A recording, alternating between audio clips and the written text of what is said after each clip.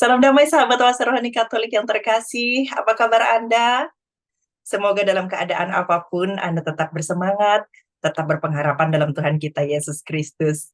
Dan lewat pertemuan kali ini kita sama-sama semakin disegarkan lewat firman Tuhan yang akan kita dengarkan bersama-sama. Selamat datang, selamat bergabung di Oase Rohani Katolik, sebuah dialog iman berdasarkan bacaan liturgi harian yang dibawakan oleh para romo dari lingkungan Keuskupan Agung Jakarta. Bersama saya Magdalena Pinky, dan kali ini kita diberkati lewat kehadiran Romo Yohanes Budi Raharjo Suryonoto SDB. Halo Romo, apa kabar? Baik, Mbak Pinky. Semoga Mbak Pinky juga, semua pendengar, pemirsa dimanapun dalam keadaan baik ya. Puji Tuhan. Terima kasih sekali lagi atas kehadiran Romo di tengah jadwalnya yang cukup padat ya. Dengan senang hati bisa mengisi kembali ORK. Yes. Mari sahabat Oase Rohani Katolik yang terkasih, sebelum kita memulai seluruh rangkaian acara kita dalam kesempatan kali ini, mari kita mohon berkat Tuhan lewat doa pembukaan yang dibawakan oleh Romo Budi. Silakan Romo. Dalam nama Bapa dan Putra dan Roh Kudus. Amin. Tuhan yang Maha Baik, kami mengucap syukur kepadamu untuk semua kebaikan-Mu, pemeliharaanmu dalam hidup kami, dan anugerah-anugerah-Mu. Tuhan, tiada sesuatu yang Engkau kasihi kecuali yang berdiam dalam kebijaksanaan. Berkatilah kami, supaya kami bertumbuh dalam kebijaksanaan dan dapat melaksanakan hidup kami seturut kebijaksanaan-Mu. Engkau yang hidup dan berkuasa, kini dan sepanjang masa. Amin. Bacaan pertama, bacaan dari Kitab Kebijaksanaan. Di dalam kebijaksanaan ada roh yang arif dan kudus, tunggal, majemuk dan halus, mudah bergerak, jernih dan tidak bernoda, terang, tidak dapat dirusak, suka akan yang baik dan tajam, tidak tertahan, murah hati, dan sayang akan manusia, tetap, meyakinkan dan mantap, maha kuasa dan memelihara semuanya, serta menyelami sekalian roh yang arif, murni, dan halus sekalipun. Sebab kebijaksanaan lebih lincah dari segala gerakan, karena dengan kemurniannya ia menembus dan melintasi segala-galanya. Kebijaksanaan adalah napas kekuatan Allah dan pancaran murni kemuliaan yang maha kuasa. Karena itu tidak ada sesuatu pun yang bernoda masuk ke dalamnya. Karena kebijaksanaan merupakan pantulan cahaya kekal dan cermin tak bernoda kegiatan Allah serta gambar kebaikannya. Meskipun tunggal, namun kebijaksanaan mampu akan segala-galanya, dan walaupun tinggal di dalam dirinya, namun membarui semuanya. Dari angkatan yang satu ke angkatan yang lain, ia beralih masuk ke dalam jiwa-jiwa yang suci, yang olehnya dijadikan sahabat Allah dan Nabi. Tiada sesuatu pun yang dikasihi Allah, kecuali orang yang berdiam bersama dengan kebijaksanaan. Sebab kebijaksanaan lebih indah daripada matahari dan mengalahkan setiap tempat bintang-bintang. Dibandingkan dengan siang, terang dialah yang unggul, sebab siang digantikan malam, sedangkan kejahatan tak sampai menggagahi kebijaksanaan. Dengan kuat ia meluas dari ujung yang satu ke ujung yang lain, dan halus memerintah segala sesuatu. Demikianlah sabda Tuhan. Syukur kepada Allah. Mazmur tanggapan, refren, ya Tuhan, untuk selama-lamanya firman-Mu tetap teguh. Ya Tuhan, untuk selama-lamanya firman-Mu tetap teguh. Untuk selama-lamanya ya Tuhan, firman-Mu tetap teguh di surga.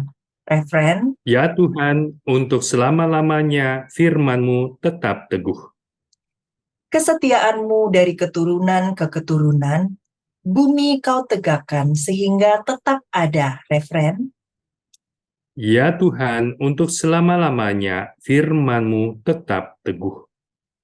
menurut hukum-hukum-Mu, sekarang semuanya itu ada, sebab segala sesuatu melayani Engkau. Referen, Ya Tuhan, untuk selama-lamanya firman-Mu tetap teguh. bila tersingkap, firman-Mu memberi terang, memberi pengertian kepada orang-orang bodoh. Referen, Ya Tuhan, untuk selama-lamanya firman-Mu tetap teguh. sinarilah hamba-Mu dengan wajah-Mu, dan ajarkanlah ketetapan-ketetapan-Mu kepadaku. Referen, Ya Tuhan, untuk selama-lamanya firman-Mu tetap teguh. biarlah jiwaku hidup supaya memuji-muji Engkau, dan biarlah hukum-hukum-Mu menolong aku.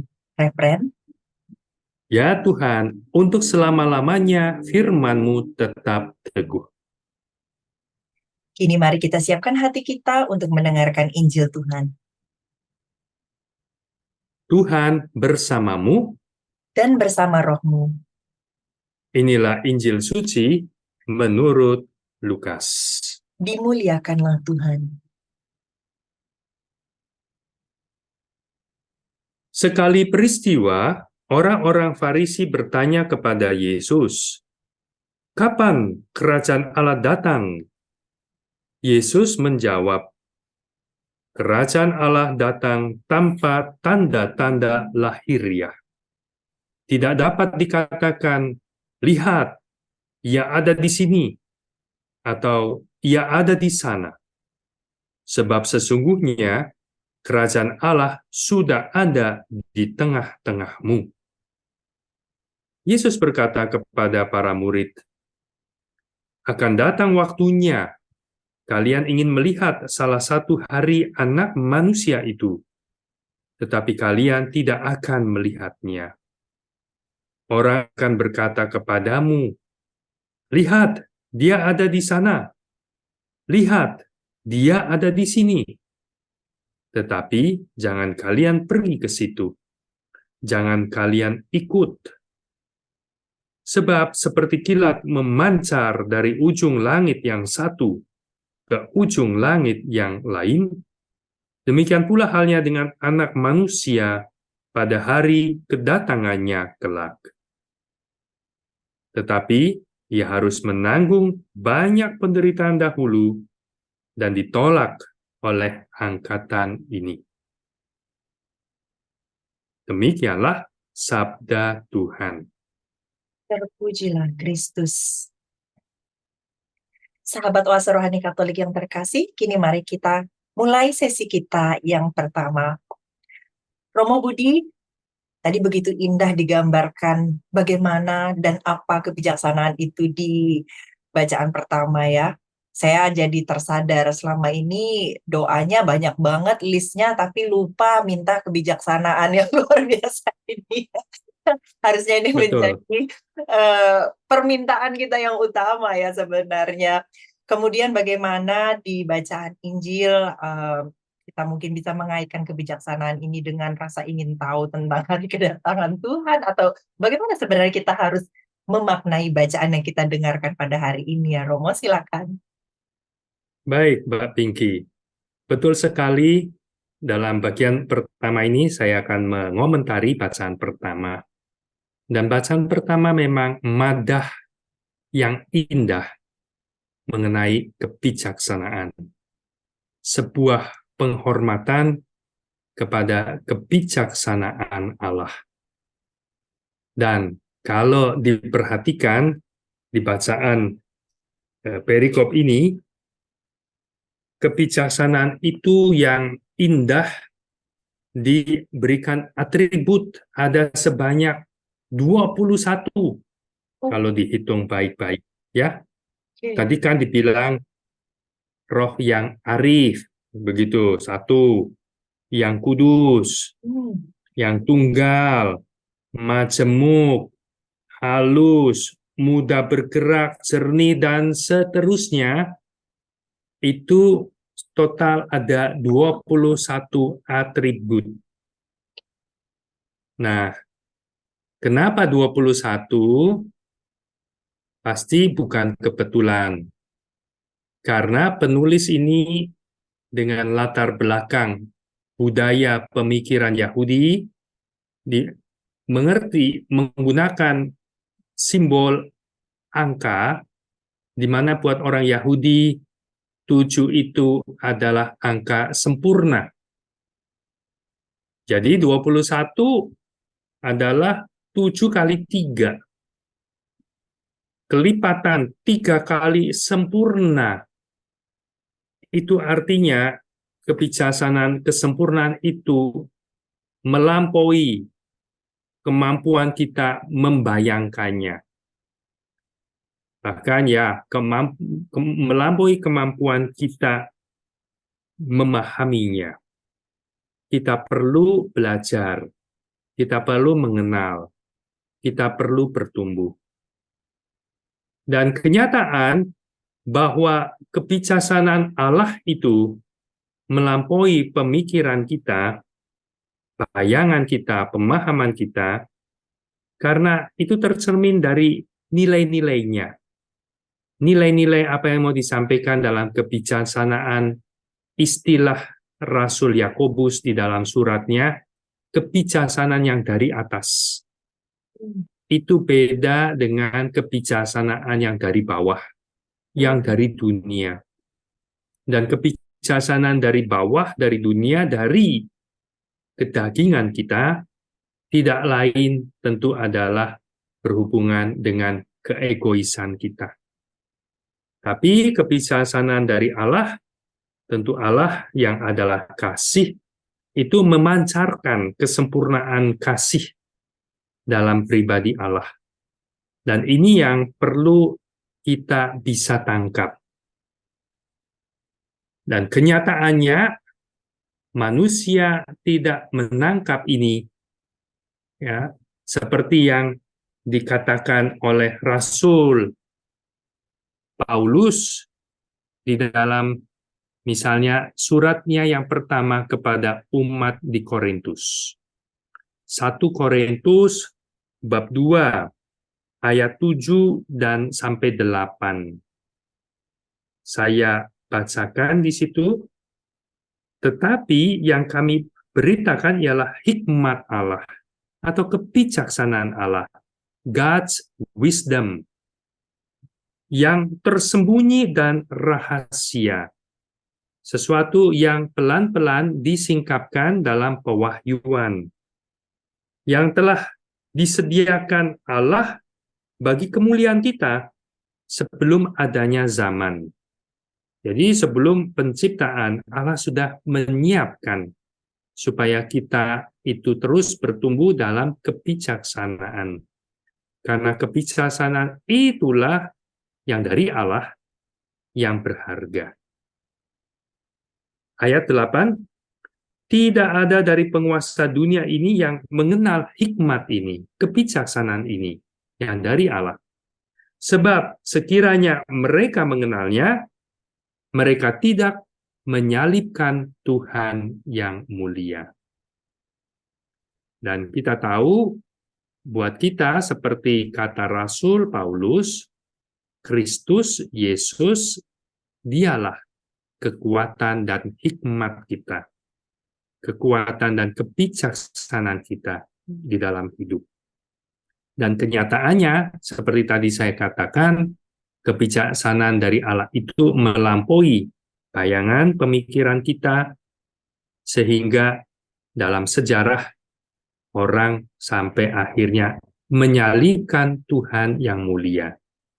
Karena belum memahami bahwa sesungguhnya Yesus itulah sang kebijaksanaan Allah yang menjadi manusia dan menampilkan dalam hidupnya keindahan, keelokan, kebijaksanaan, jalan-jalan Tuhan.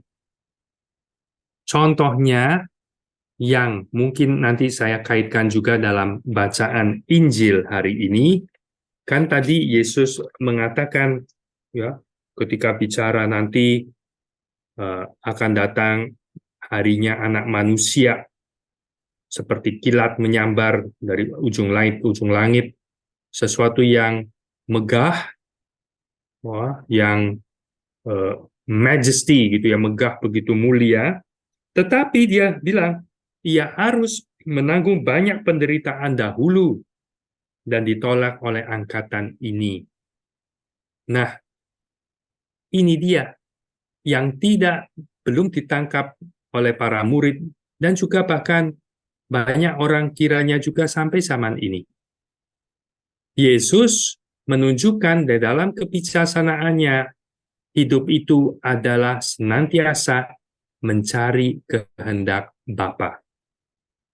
Mencari kehendak Bapa, melaksanakan kehendak Tuhan, itu kebijaksanaan. Karena itu yang membawa kepada hidup. Tapi tidak semua orang memahami ini.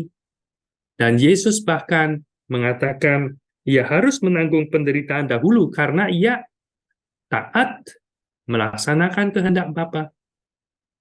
Dan tidak terpikirkan masa Tuhan yang mulia mesti menderita dan wafat di salib yang sangat hina. Sampai-sampai kita ingat ceritanya, Petrus sendiri menegur Yesus, jangan bicara seperti itu gitu ya, dalam bahasa saya sendiri.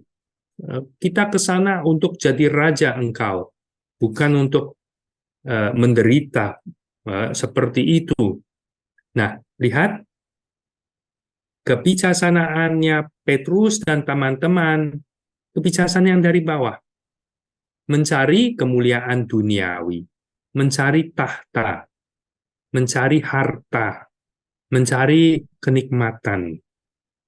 Tetapi kebijaksanaan dari atas itu yang murni, yang taat, yang mencari kebaikan, mencari bahkan kebaikan semua orang, sampai mengorbankan dirinya.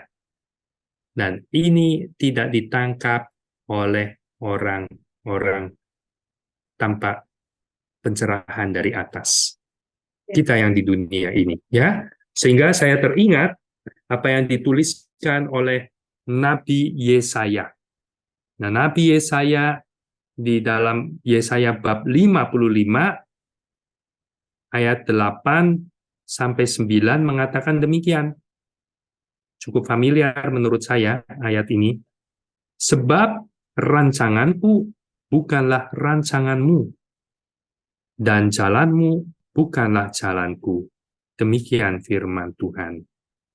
Seperti tingginya langit dari bumi, demikian tingginya jalanku dari jalanmu, dan rancanganku dari rancanganmu. Siapa yang bisa memikirkan anak Allah yang mulia mesti menjalani salib dengan kehinaan seperti itu? Jadi seperti yang kita dengar dari kutipan Nabi Yesaya, rancangan Tuhan beda dengan rancangan kita. Jalan pikiran Tuhan, kebijaksanaannya yang dari atas itu tidak sama. Dan itu nyata sekali dalam kehidupan dan karya Yesus. Kebijaksanaan Allah yang menjadi manusia, dan ternyata orang menolaknya. Orang menolaknya, malah seperti kata Rasul Paulus itu, membunuh Tuhan yang mulia. Itu maksud saya bahwa memang melampaui pemikiran kita, kebijaksanaan Allah, pikiran Allah. Baik. Jadi,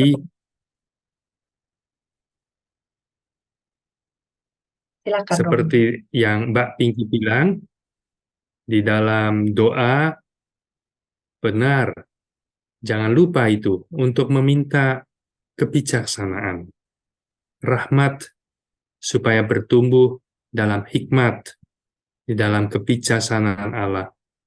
Karena itu yang paling berharga dalam hidup. Bukan kekayaan, bukan kedudukan, bukan kecantikan, ketampanan, kenikmatan, ya. Menarik kalau dibaca dari kitab suci, bab 8, mulai 8 ayat 2, kebijaksanaan Salomo. Di dalam kitab suci yang terjemahan yang baru, lebih memilih kata hikmat, diganti sekarang ya terjemahannya. Judulnya, saya bacakan beberapa ayat nih. Aku jatuh cinta pada hikmat atau kebijaksanaan itu, dan mencarinya sejak masa mudaku. Aku berusaha mengambilnya sebagai mempelaiku dan menjadi pencinta keelokannya. Hikmat memuliakan asal-usulnya yang luhur dengan hidup bersama Allah, dan penguasa segala sesuatu mengasihi Dia. Sebab hikmat mengetahui seluk-beluk pengetahuan Allah dan memilih pekerjaan-pekerjaannya. Kalau kekayaan merupakan milik yang didambakan dalam hidup, setiap orang mendambakan itu. Apakah yang lebih kaya daripada hikmat yang mengerjakan segala sesuatu? Dan seterusnya. Menarik dibaca itu pelan-pelan. Mudah-mudahan ditangkap bahwa hikmat, kebijaksanaan Allah itu lebih berharga dari hal-hal lain. Entah itu materi seperti tadi yang saya katakan, atau kedudukan, ketampanan, kecantikan, kesehatan bahkan. Itu tidak ada artinya atau sangat jauh artinya harganya dibanding kebijaksanaan. Dan orang yang terpesona mau seperti Salomo misalnya, mau menjadi mempelainya, mau mencintai itu, menjadi mempelai hidupnya. Dan kalau dipahami secara rohani, dan ini ya semoga orang melihat itu di dalam Kristus, Yesus, dalam Injilnya terpancar kebijaksanaan Allah. Dan seperti orang-orang kudus begitu mencintai Yesus sang mempelai, lebih berharga daripada lain-lainnya. Seperti Rasul Paulus mengatakan, yang dulu kuanggap berharga, sekarang seperti sampah. Ya, tidak ada artinya lagi. Karena mengenal yang paling berharga, yaitu Yesus Kristus. Ya, dalam kebijaksanaannya, di dalam sabdanya, dalam kerasaannya itu menjadi keelokan yang Rasul Paulus bilang, aku berlari mengejar panggilan yang ada dalam Kristus Yesus. Kristus adalah kekuatan dan kebijaksanaan kita. Hikmat kita. Begitu, Mbak Ya. Pinky. Wah, Romo, ternyata kita selama ini salah mengejar tujuan dalam hidup ya. Kita pikir dengan kecerdasan setinggi-tingginya maka kita akan menjadi bijaksana. Padahal ternyata ini hal yang berbeda ya. Berbeda. Berpengetahuan sama menjadi berhikmat ternyata dua hal yang berbeda. Berhikmat ternyata adalah sebuah jalan di mana kita mencari kehendak Tuhan dalam segala hal yang kita alami, jalani dalam kehidupan kita. Sambil mencari pengetahuan pun, kita harus mencari kehendak Tuhan dalam pengetahuan tersebut. Ternyata baru kita bisa menjadi bijaksana ya Romo. Wah, ini semakin menarik perbincangan kita, tapi sayang sekali harus kita akhiri untuk sesi yang pertama ya Romo. Oke. Ya, sahabat Oase Rohani Katolik yang terkasih, Kita akan melanjutkan lagi perbincangan kita di sesi yang berikutnya. Karena itu, jangan kemana-mana.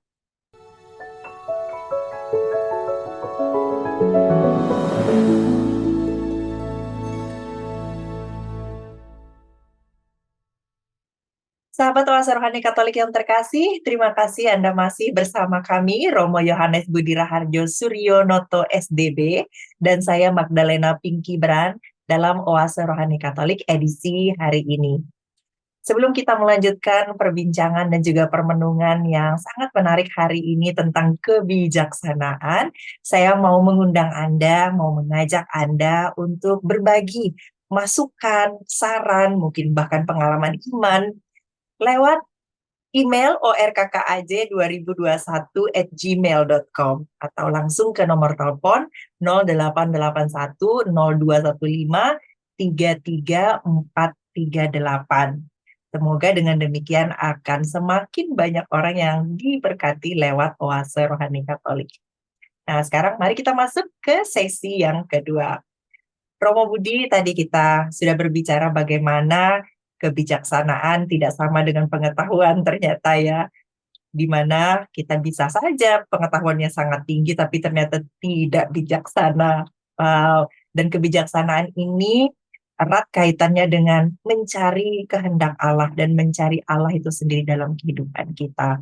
Nah, selanjutnya Romo, tentu saja kita ingin mendengarkan lebih dalam lagi, lebih jauh lagi tentang inspirasi iman apa yang bisa kita dapatkan lewat bacaan hari ini. Silakan Romo. Dari bacaan Injil, kita mendengar perbincangan tentang kerajaan Allah. Dan kerajaan Allah itu menjadi hal yang sentral dalam pewartaan Yesus. Menjadi yang pokok dalam hidup Yesus. Dan menyangkut kebijaksanaan hidup, hikmat, berhubungan dengan kerajaan Allah, Yesus juga pernah berkata, carilah dulu kerajaan Allah. Yang lain-lain akan ditambahkan. Ya. Itu juga sudah satu kebijaksanaan. Orang mencari dulu mestinya kerajaan Allah dan kebenarannya. Kehendak Allah dan kebenarannya. Nanti yang lain-lain ditambahkan. Kan kenyataannya tidak. Banyak orang kehendak Allah itu kesekian. Yang pertama kehendakku gitu. Yang pertama seperti lagu itu, aku mau terjadi yang seperti yang aku mau. Yang aku mau. Seperti itu. Jadi kepuasan diriku sendiri. Dan yang lain kemudian kepuasan orang lain. Mungkin setelah saya puas, kepuasan Tuhan. Nah, Yesus mengajarkan urutannya dibalik. Bukan seperti itu. Ya. Kalau kepuasan diriku sendiri, orang misalnya dalam pekerjaan, ya pokoknya tipu sana, tipu sini, yang penting saya untung. Itu kepuasan saya sendiri. Oke. Tapi kalau orang mungkin sudah dalam dunia bisnis mungkin customer is a king. Customer itu pelanggan itu raja. Jadi harus diperhatikan kepuasan pelanggan, ya. Tetapi Tuhan Yesus mengajarkan carilah dulu kerajaan Allah. Dalam hidup itu mesti menyukakan pertama-tama Allah. Mencari yang berkenan kepada Allah. Dan seperti yang Yesus tunjukkan, senantiasa mau memenuhi kehendak Bapa. Yang berkenan pada Bapa. Dan yang lain-lain itu mengikutinya. Bahkan ketika Yesus waktu itu mau dibaptis, Yohanes menolak. Mestinya bukan engkau yang minta dibaptis, aku kebalikannya. Tetapi jawaban Yesus kan begitu. Kita mesti menggenapi kehendak Allah. Dan menggenapi kehendak Allah bahkan seperti kita tahu waktu doa di Taman Getsemani itu. Kalau bisa, piala ini, penderitaan ini berlalu. Tetapi bukan kehendakku, tapi kehendakmu terjadilah. Lagi-lagi, Yesus mengedepankan kehendak Bapa yang berkenan pada Bapa. Meski itu berarti dia mesti meminum piala, mesti mengalami penderitaan. Seperti tadi bagian ayat terakhir perikop hari ini. Tetapi ia harus menanggung banyak penderitaan dahulu dan ditolak oleh angkatan ini. Karena kesetiaannya Yesus mencari kehendak Bapa. Dan ketika ditanya, di mana itu kerajaan Allah yang selalu dibicarakan oleh Yesus, carilah dulu kerajaan Allah, di mana tandanya kerajaan Allah sudah datang. Dan Yesus ini satu kebijaksanaan lagi bahwa Yesus bilang, tidak dengan tanda-tanda seperti itu. Tetapi Yesus bilang, sesungguhnya kerajaan Allah sudah ada di tengah-tengahmu. Sudah ada di dalam diri Yesus dan karyanya. Hanya mereka tidak peka dan malah meminta tanda-tanda yang lain. Dan ini bisa menjadi satu refleksi, inspirasi buat kita, apakah kita juga dalam hidup mencari kebijaksanaan, kita peka dengan kehadiran Tuhan sehari-hari, dalam kehidupan kita sehari-hari, Tuhan hadir. Tuhan bisa hadir, tentu hadir lewat peristiwa yang kita alami. Tuhan bisa hadir dan menyapa kita lewat sapaan, perkataan orang lain. Teristimewa tentu Tuhan hadir dalam perayaan liturgi, di dalam ekaristi. Apakah kita peka atau berusaha untuk menjadi peka terhadap kehadirannya? Saya waktu tugas di paroki itu menantang umat begini. Menantang dalam arti challenge ya. Karena saya lihat umat itu kok makin lama makin nggak bisa, ya, siapapun ya, lekat sekali dengan gadget. Ya. Dan saya minta kepada umat, ketika mau masuk gereja, mau misa, matikan atau nonaktifkan alat komunikasi.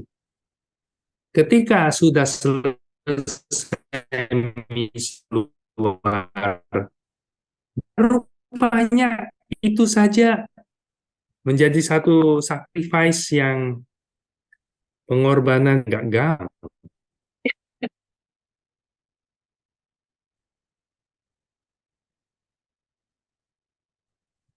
Tetapi menguasai penggunaan gadgetnya itu, pasti di dalam perayaan misa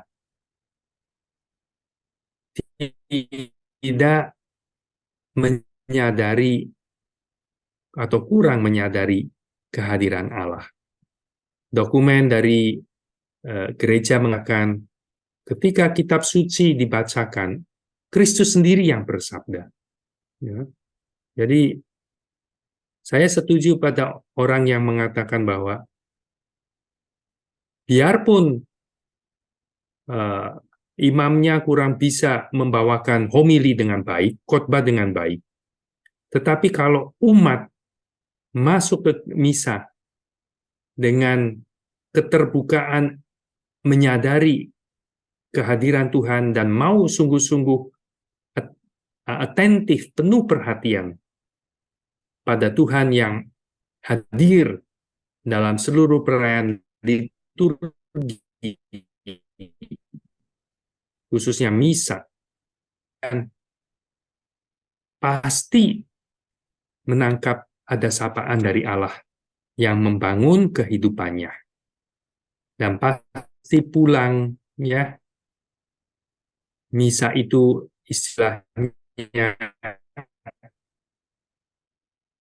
yang biasa saya dengar, mendapat bekal, tidak kosong. Ya. Jadi, kerajaan Allah ada di tengah-tengah kamu, karena sudah hadir Yesus dalam hidup dan karyanya. Kita yang diundang untuk menjadi peka terhadap kehadiran Tuhan di antara kita, kerajaan Allah itu yang sudah di antara kita. Demikian, kalau dengan sikap seperti itu, maka bisa kita harapkan kita berkembang di dalam hikmat, di dalam kebijaksanaan Allah. Dan kalau kita berkembang dalam hikmat kebijaksanaan Allah, ya kita juga masuk di dalam kerajaannya. Hidup kita, diri kita terus diperkaya oleh sabdanya, oleh rahmatnya, oleh kebijaksanaannya. Dan itu yang paling berharga, ya, lebih berharga daripada harta benda, kekayaan, dan hal-hal duniawi lainnya. Ya, sekali lagi menarik baca kitab kebijaksanaan Salomo bab 8 perikop itu, ya. Dikatakan lebih elok daripada ini, lebih indah daripada itu, lebih berharga daripada itu, sehingga jiwa itu jatuh cinta, ya, dengan mau sebagai mempelainya kebijaksanaan. Dan semoga seperti itu orang Kristiani, orang Katolik yang terpesona kepada Yesus, Injilnya, hidup karyanya yang menyatakan kebijaksanaan Allah dalam hidup kita, dan itulah tandanya kerajaan Allah hadir di antara kita, hadir di dalam hidup kita, membaharui dan memperkaya, dan kita orang-orang yang diberkati, yang berbahagia di mata Allah, dan kebahagiaan yang sejati. Seperti itu, kiranya Mbak Pinky, mudah-mudahan bisa menjadi inspirasi buat hari ini di mana kita merenungkan bacaan-bacaan tersebut. Sangat menginspirasi Romo dan sangat diberkati dengan penjelasan Romo betapa ternyata mencari kehendak Allah itu adalah yang terutama dan dibutuhkan kesungguhan mencari dan kepekaan yang luar biasa ya. Nah, jadi ada satu pertanyaan nih Romo, sekaligus nanti jawaban Romo akan menutup sesi kita yang tidak terasa ya, sudah harus sampai di akhir dari sesi kedua ini.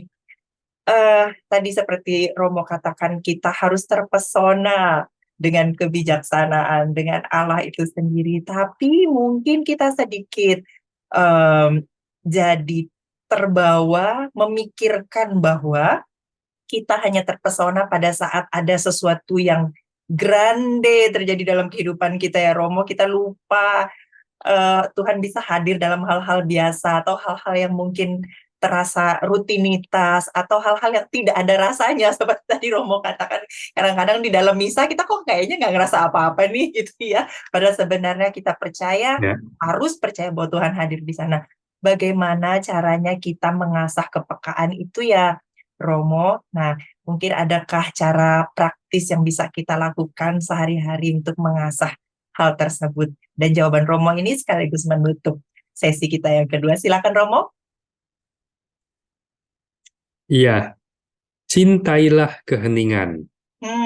Menurut saya itu satu hal yang bisa menjadi pertimbangkan. Ya, keheningan itu bukan seperti kekosongan, tetapi kekayaan.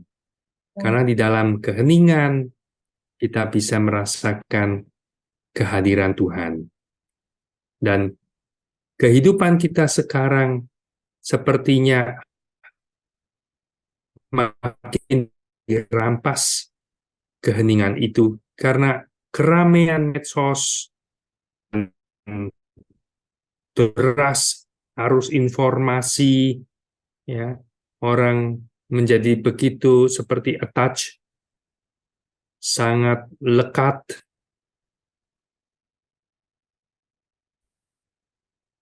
dengan semuanya itu.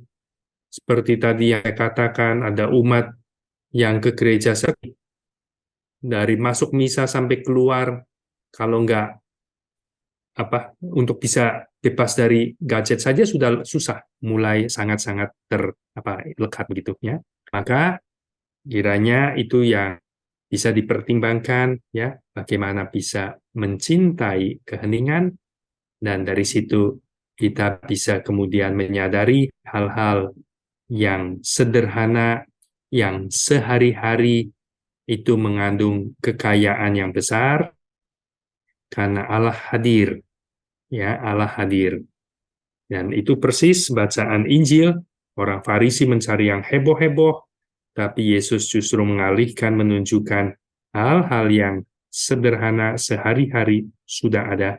Dan yang membedakan adalah kalau yang seperti tadi kegiatan rutin, sehari-hari yang biasa, dihayati dengan dan dilakukan dengan kasih ya, kepada Allah, kepada sesama.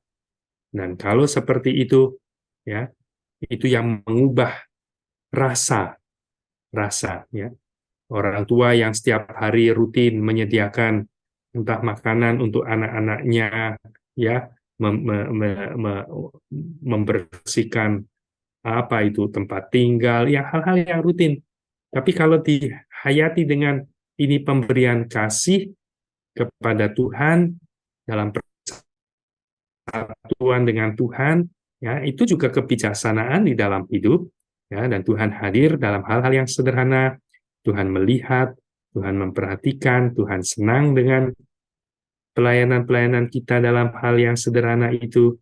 Ya, saya pikir itu yang mengubah rasa dan mengisi mengisi hati kita dan memperkaya hidup kita. Begitu, Mbak Pinky. Ya, puji Tuhan. Terima kasih sekali Romo atas inspirasi permenungan yang sudah Romo bagikan pada kesempatan ini. Nah, kita sudah sampai di penghujung acara kita, ya. Sahabat Oasa Rohani Katolik yang terkasih, penjelasan Romo Budi tadi menutup seluruh sesi kita kali ini, dan agar sukacita Tuhan dari permenungan hari ini senantiasa mengisi hati dan hari-hari kita ke depan, dan kita juga semakin bijaksana dalam kehidupan kita. Mari kita tutup dengan memohon berkat Tuhan dan juga doa penutup yang dipimpin oleh Romo Budi. Silakan Romo. Marilah kita berdoa. Tuhan, terima kasih untuk sabda-Mu yang boleh kami dengarkan dan kami renungkan bersama pada kesempatan ini. Semoga karenanya kami terus bertumbuh dalam kebijaksanaan dan makin terpesona oleh kebijaksanaan hikmat yang adalah Engkau sendiri.